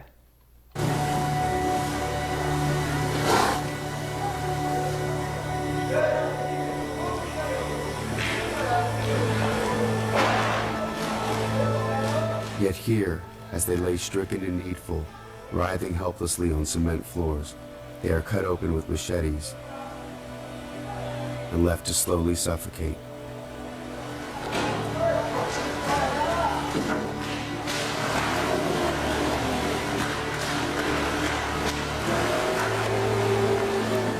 Convulsing and contorting in the throes of agony, while school children walk on by.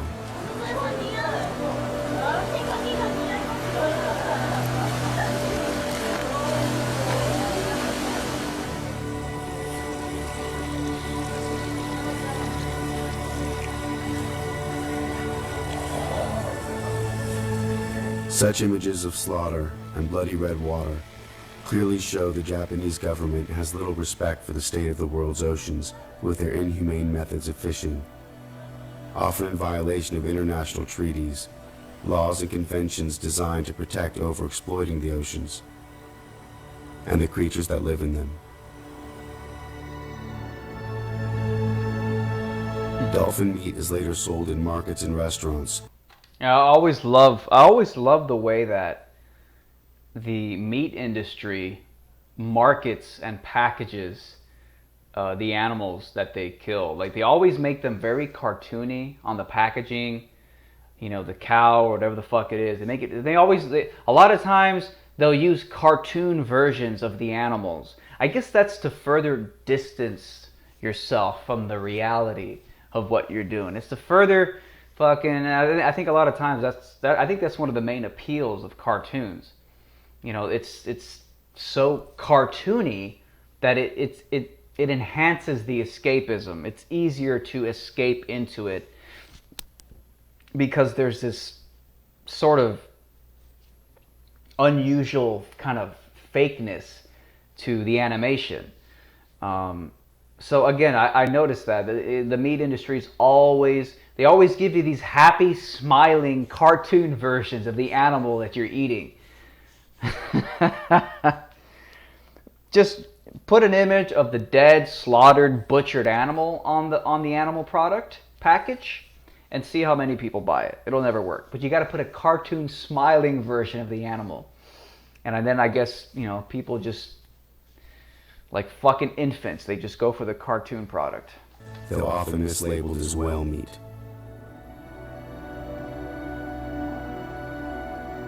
But as though cruelty toward animals raised for food wasn't enough, we've also found ways of making use of them for all our clothes. Jackets, shoes, belts, gloves, pants. I have a feeling this documentary is about to get a lot worse. I think we're going to start seeing some skinning alive shit. Wallets, purses, and so on. The next question is obviously, where do our clothes come from?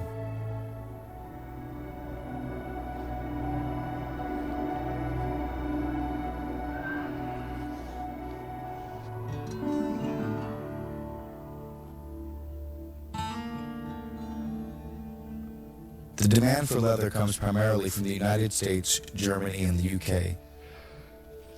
Just about everybody wears it, with little or no thought of where it came from. Thousands of India cows are slaughtered each week for their skins, purchased from poor families in part of rural India who sell them only after the assurance that the animals will live out their lives on farms.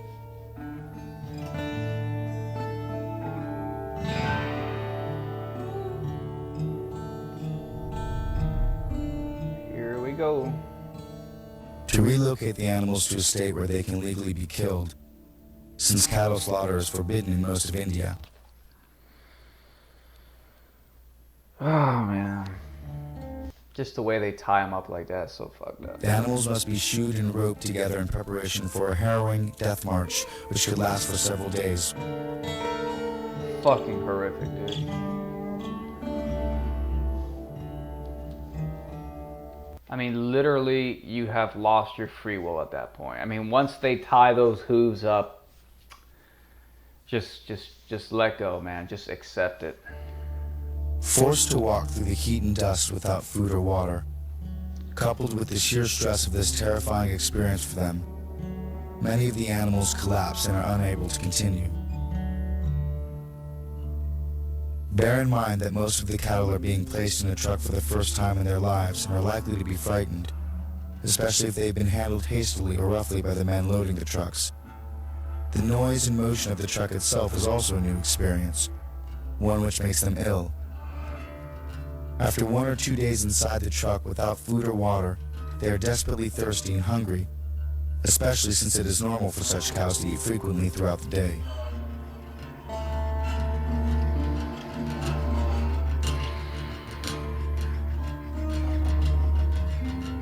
But when the cattle become wary and grow faint, the bones in their tails are broken in an effort to get them back up on their feet. This is done by repeatedly pinching the tail in several areas.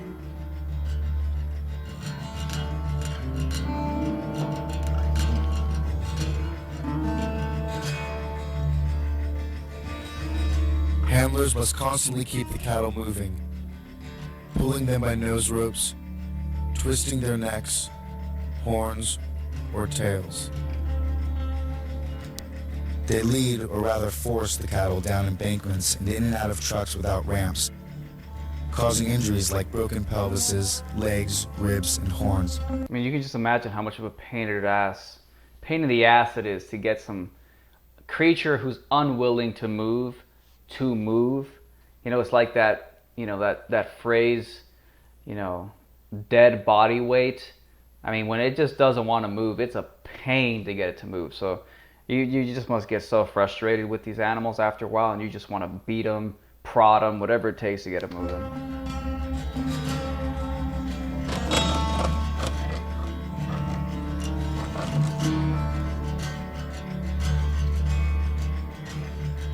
Chili pepper and tobacco are also used to keep the animals walking.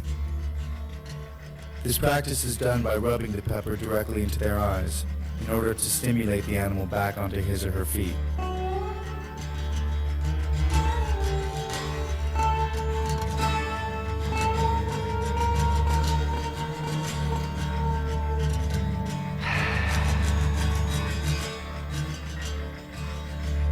And all this before the slaughter. As many as half of the animals will already be dead by the time they arrive at the slaughterhouse.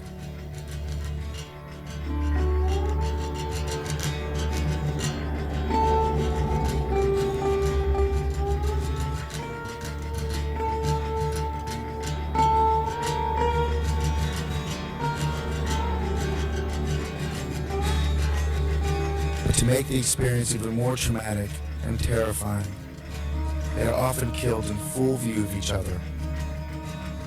And instead of the required quick slice across the throat with a sharp knife, they are generally killed through hacking and sawing with a dull blade.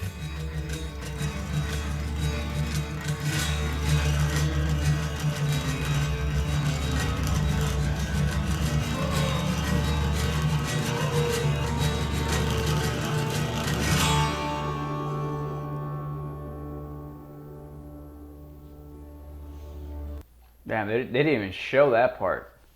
They showed a lot of fucked up shit. They didn't even show that part. Afterwards, the skins from these animals are sent to tanneries that use deadly substances like chromium and other toxins to stop decomposition. Remember, leather is dead flesh.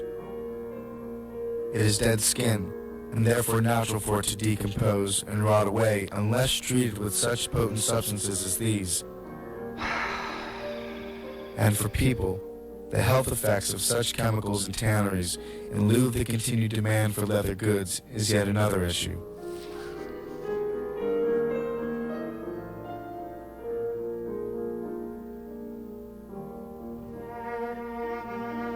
Ultimately, leather from Indian cattle make their way to clothing stores all around the world.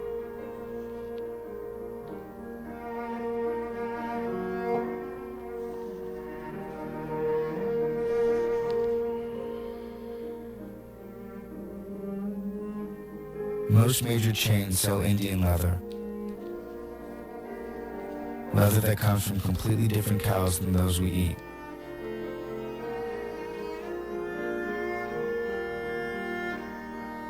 And what about fur? Over 100 million wild animals are murdered for their pelts every year, 25 million in the United States alone. These animals, obtained by hunting and trapping, are kept on fur farms in conditions like these. Naturally, these undomesticated, wild animals are not accustomed to being caged. And cage madness develops when frightened and frustrated animals are driven crazy from the stress of confinement. These wild, free-roaming animals and their offspring find themselves unable to live a natural life, can never take even a few steps or feel the earth beneath their feet. Instead, they are reduced to scratching, circling, and pacing endlessly. The physical injuries these animals endure on fur farms involve broken and exposed bones, blindness, ear infections, dehydration and malnutrition, exposure to freezing temperatures. It's like humans are better than this. You know what I'm saying? Like, it's put aside empathy.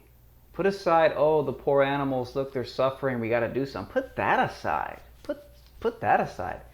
How about humans should be better than this? Like, we're better than this shit. Like, how about we don't need tortured animals as part of our economic ecosystem? How about we're better than that? Okay? Like, how about it's disgusting to even think you have to be associated with that? Like, that's a big part of it for me. It's like, we're so much better than this crap. We've fallen so far. Lack of veterinary care, and slow death.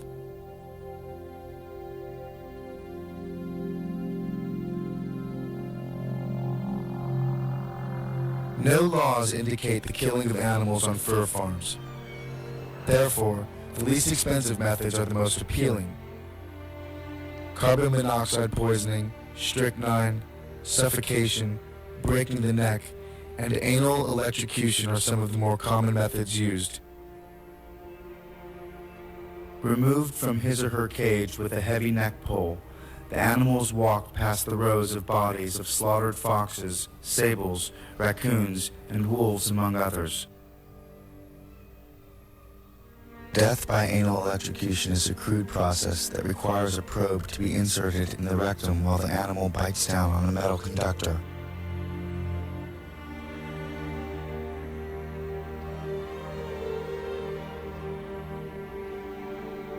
You can't help but notice that these foxes kind of look like dogs. So there's that cultural, connection.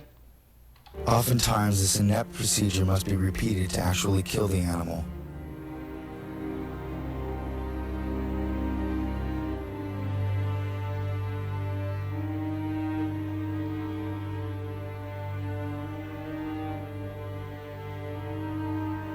And the skin carcasses seen here will later be ground up and fed to the animals still caged.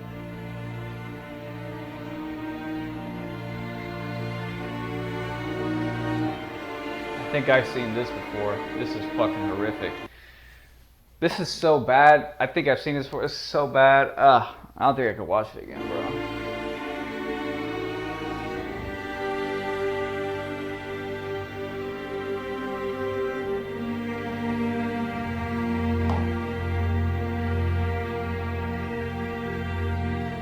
Yeah, I have seen this before.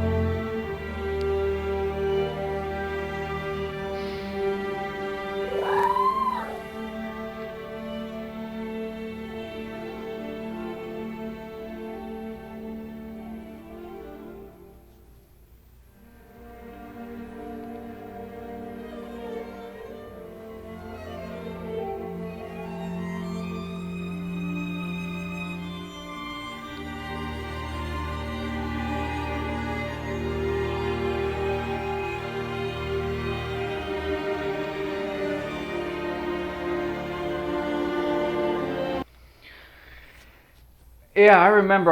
That was like fucking, man, like fucking 10 years ago or something like that.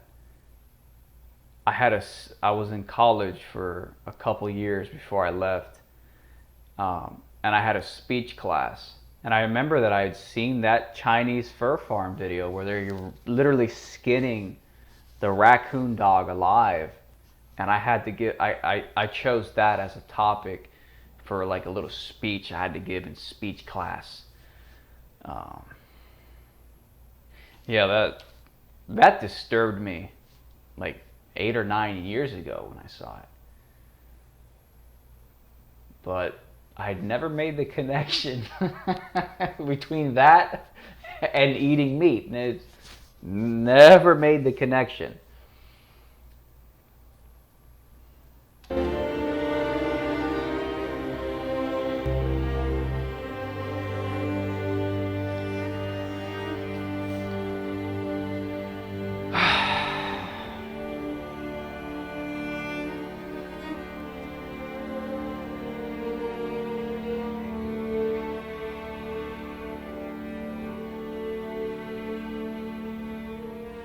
How much does this run?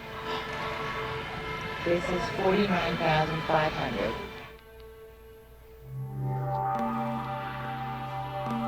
And so we move on to entertainment. Mark Twain once said, "Of all the creatures ever made, he, man, is the most detestable. He's the only creature that inflicts pain for sport, knowing it to be pain."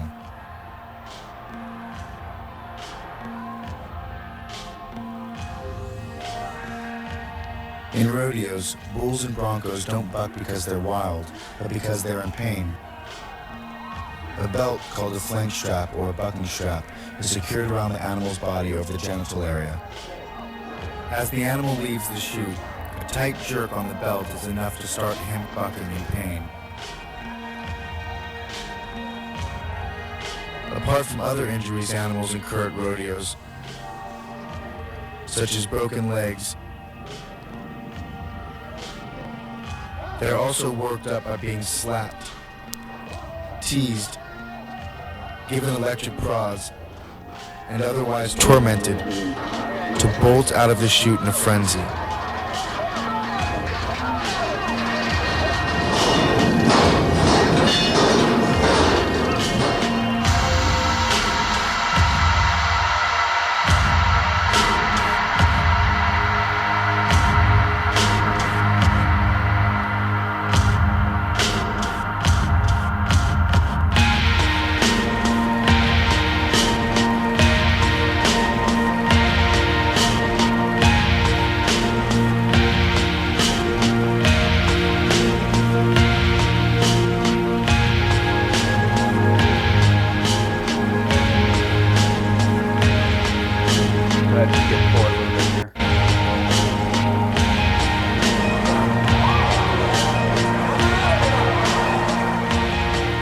Roping, as seen here, involves throwing a rope around the neck of a frightened animal running full speed, jerking the poor creature to a halt, and slamming him or her to the ground.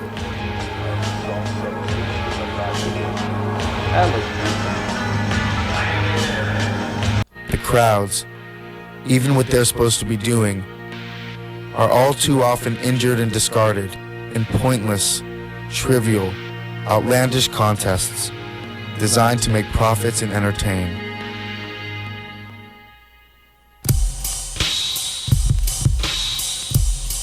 Besides loss of habitat, hunting is the #1 threat to wildlife today. Hunters kill over 200 million animals every year. Deer, rabbits, and squirrels top the list of desirable targets. There is no denying it. If hunting is a sport, it is a blood sport. The targets are living, and they undergo violent deaths.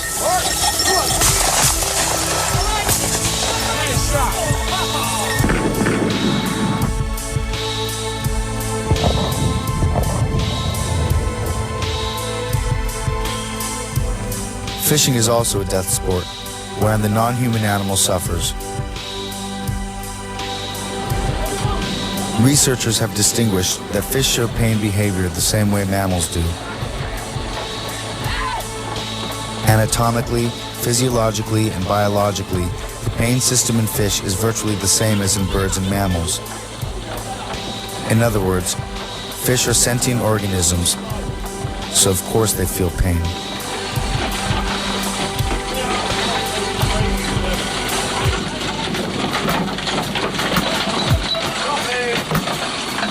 For those who think fish die gentler deaths, consider that their sensory organs are highly developed. Their nervous system's complex. Their nerve cells very similar to our own, and their responses to certain stimuli immediate and vigorous.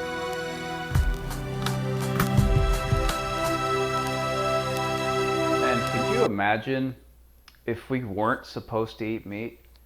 Like, imagine if that's not what we're supposed to do. Like, let's say there was a God and he created this whole thing, and there's a divine, proper way for humans to be. And imagine if eating animals for that matter, hurting other human beings with war and whatever the fuck else it is. Imagine if that is just not the way it's supposed to be. Fallen from grace.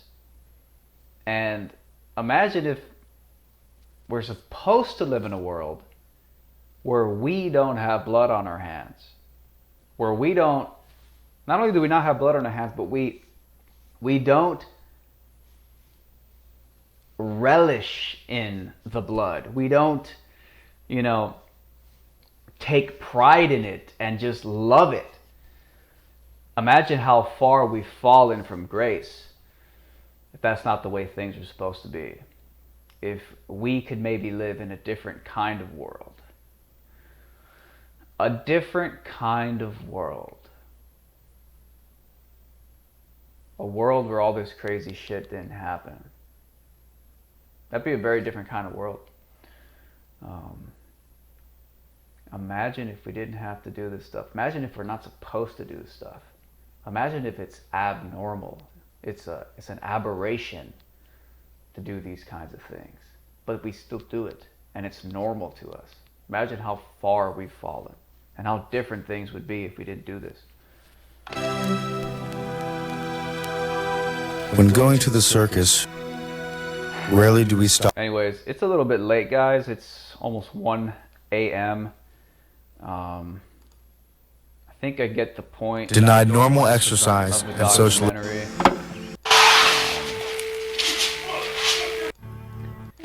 Yeah, I'll probably finish watching this later. Go ahead and bring an end to this live stream. We've been here for quite some time.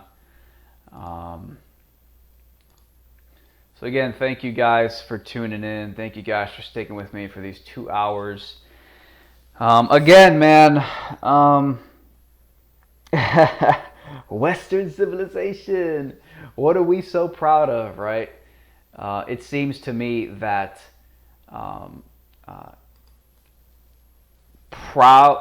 pridefully eating and relishing and trying to justify this crazy abomination of slaughtering and death, it all seems like one giant shit stain on the face of Western civilization. That's the new thing now. People like to talk about Western civilization, but a lot of times those same people, they love to defend meat eating. I don't know. I don't think a fucking factory farm of hellish torture and murder and death is a very high, mighty, and noble feature in a great society. Yeah, I mean, ask yourself, a vegan YouTuber. We had a chat the other day, and he recommended that I watch this film so I can get a more visceral sense of what the fuck is going on. Because I have had trouble sticking to a vegan diet. I have had my setbacks. So, yeah, it has nothing to do with liberalism, SJW. It has nothing to do with that. For me, a big part of it is logical consistency. You can't put the dogs and the cats in a little safe bracket and then say, who cares about all the other animals? If you dig deep into that, you kind of find that it's not consistent. There's a bit of a contradiction going on there. So you can either choose to live life living in contradiction, living in hypocrisy, or you can try to remedy that. Veganism, I think, is one way to remedy that. Is it a completely foolproof ethical system? I'm not entirely sure yet. Could be. But what's the alternative? The only other alternative I can think of is to become a spirit cooker. To at the end of the night, every night before you go to bed, get a bucket full of blood and pour it on your head. I mean, it's like minimize suffering or embrace it, and anything goes. It seems to me like there's only two choices here. And most people, they will fund the horrific suffering by paying money and funding it, but they don't want to actually have to see it. They don't actually want to have to see it. So it is a blue pill act. Paying for the cheeseburger that you do not want to see, but you still want to eat, is a blue pill act.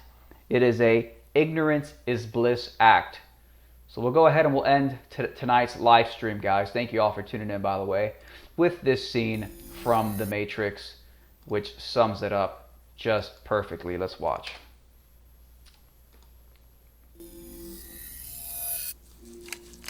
Do we have a deal, Mr. Reagan? You know,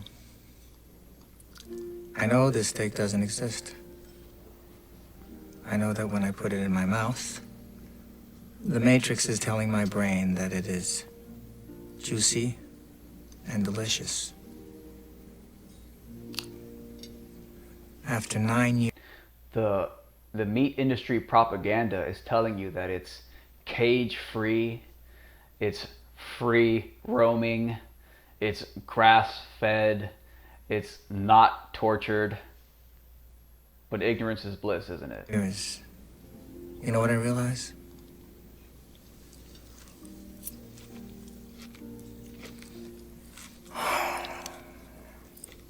Ignorance is bliss. And so he chooses the blue pill. Ignorance is bliss.